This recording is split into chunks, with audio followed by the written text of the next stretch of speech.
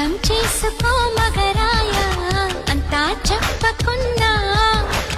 ఇంకా చాటుగా మిగిలాయా కనులు చెదిరే కాంచన వివరించే వీలు ఉందా వేధించే వయసు యాతన కలహించే వీలు కోరిందా కసిరే కైపు కామనా నొప్పంటూ భయపడతానా తీపి గాయాలు చేస్తున్నా నిప్పంటిన సరసన ఆపసోపాల తాపాలు చల్లార్చనా